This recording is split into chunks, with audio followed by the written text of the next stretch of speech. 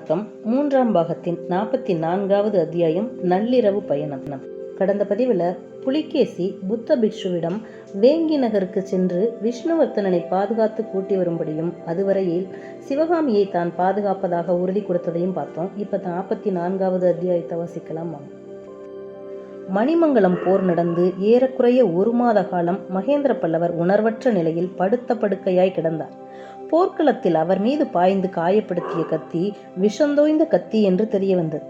அரண்மனை வைத்தியர்கள் சக்கரவர்த்தியை குணப்படுத்த எவ்வளவோ பிரயத்தனப்பட்டும் தக்க பலன் கிடைக்கவில்லை. இந்த நிலையில் திருவெண்காடு நமச்சிவாய வைத்தியர் வந்து சேர்ந்தார். தளபதி பரஞ்சோதி திருவெண்காட்டுக்கு ஆள் அனுப்பி அவரை வரவழைத்தார். நமச்சிவாய வைத்தியருடைய சிகிச்சை விரைவில் பலன் தந்தது. மகேந்திரனுடைய அறிவும் தெளிவு பெற்றது.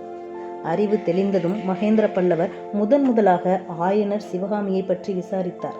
ஆயனர் கால் ஒடிந்து கிடக்கிறார் என்றும் சிவகாமியை சளுக்கர்கள் சிறைப்பிடித்து சென்றார்கள் என்றும் தெரிந்ததும் அவர் அடைந்த மனக்கலக்கத்திற்கு அளவே இல்லை. அதனால் குணமான உடம்பு மறுபடியும் சீர்கெட்டு விடுமோ என்று பயப்படும்படி இருந்தது.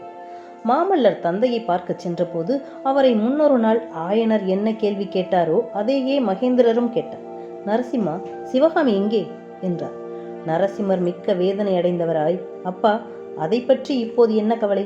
முதலில் தங்களுக்கு உடம்பு நன்றாய் குணமாகட்டும் என்றார். மாமல்லா, சிவகாமியிடம் நீ காதல் கொண்டதாக சொன்னதெல்லாம் வெறும் வார்த்தை என்று இப்போது தெரிகிறது.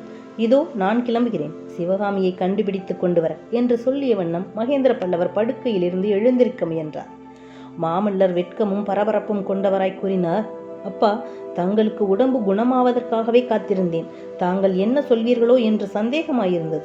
தாங்களே இப்படி சொல்லும்போது வேறு என்ன நான் சொல்வதற்கு இருக்கிறது மாமல்லா? ஆயனருடைய சிற்பத் திறமையும் சிவகாமியின் நடன திறமையும் இமயத்திலிருந்து இலங்கை வரையில் பரவி இருக்கின்றன. அப்படிப்பட்ட சிவகாமியை அந்த வாதாபி ராட்சதன் கொண்டு போய்விட்டான் என்றால் அதை காட்டிலும் பல்லவ குலத்துக்கு வேறு என்ன அவமானம் வேண்டும்?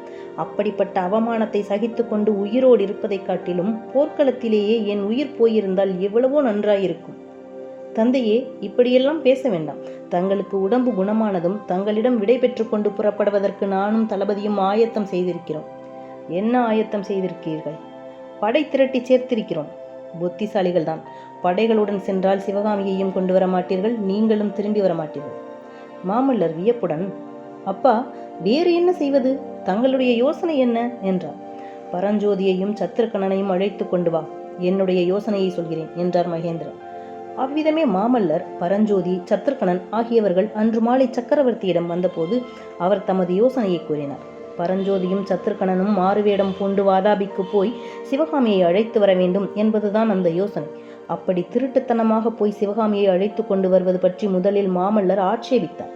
திருட்டுத்தனமாய் கொண்டு போகப்பட்டவளை அதே முறையில் திருப்பி கொண்டு வருவதில் தவறில்லை என்று மகேந்திரர் சொன்னார். அதோடு அவ்விதம் இப்போது ஒரு தடவை வாதாபிக்கு போய்விட்டு வருவது பின்னால் அவர்கள் வாதாபி மேல் பகிரங்கமாக படையெடுத்து போவதற்கும் அனுகூலமாயிருக்கும் என்று மகேந்திர சக்கரவர்த்தி தெரிவித்தார். வாதாபி மீது படையெடுக்கும் யோசனை மகேந்திர பல்லவருக்கு இருப்பது தெரிந்ததும் மாமல்லருக்கும் உற்சாகம் உண்டாகி தம்முடைய ஆட்சேபங்களை எல்லாம் நிறுத்தி கொண்டார். எல்லாம் பேசி முடிந்ததும் மாமல்லர் எழுந்து தந்தைக்கு சாஷ்டாங்கமாக நமஸ்காரம் செய்து, அப்பா, தளபதியுடன் நானும் போய் வருகிறேன், கருணை கூர்ந்து அனுமதி கொடுக்க வேண்டும் என்று கெஞ்சுகிற குரலில் விண்ணப்பம் செய்தார். மகேந்திரர் முதலில் இதை மறுதளித்தார். கடைசியில் மாமல்லரிடமும் முரட்டுத்தனமான காரியங்களில் இறங்குவதில்லை என்பதாகவும் எல்லா விஷயங்களிலும் தளபதி பரஞ்சோதியின் ஆலோசனைப்படி நடப்பதாகவும் உறுதி பெற்று கொண்டு விடை கொடுத்தார். 2 தினங்களுக்கு பிறகு நடுநிசி வேளையில் காஞ்சி அரண்மனை முற்றத்தில் 6 குதிரைகள் மீது 6 பேர் ஆரோகணித்து பிரயாணத்துக்கு ஆயத்தமாய் நின்றார்கள். தாடி மீசை வைத்து கட்டி கொண்டிருந்த அந்த வேஷதாரிகள் மாமல்லர், பரஞ்சோதி, சத்ருகணன், குண்டோதரன், கண்ணபிரான், அவனுடைய தந்தை அசோபாலர் ஆகியவர்கள்தான். அப்படி நின்று அறுவரும் அரண்மனை மேல் மாடத்தின் முன்றிலை அடிக்கடி திரும்பி பார்த்து கொண்டிருந்தார்கள்.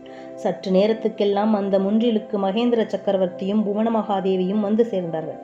புறப்படுங்கள், ஜெயத்துடன் சீக்கிரம் திரும்புங்கள் என்று மகேந்திர பல்லவர் கூறியதும் மாமல்லரும் பரஞ்சோதியும் அவர்களை பார்த்து வணங்கிவிட்டு குதிரைகளை தட்டிவிட்டார்கள்.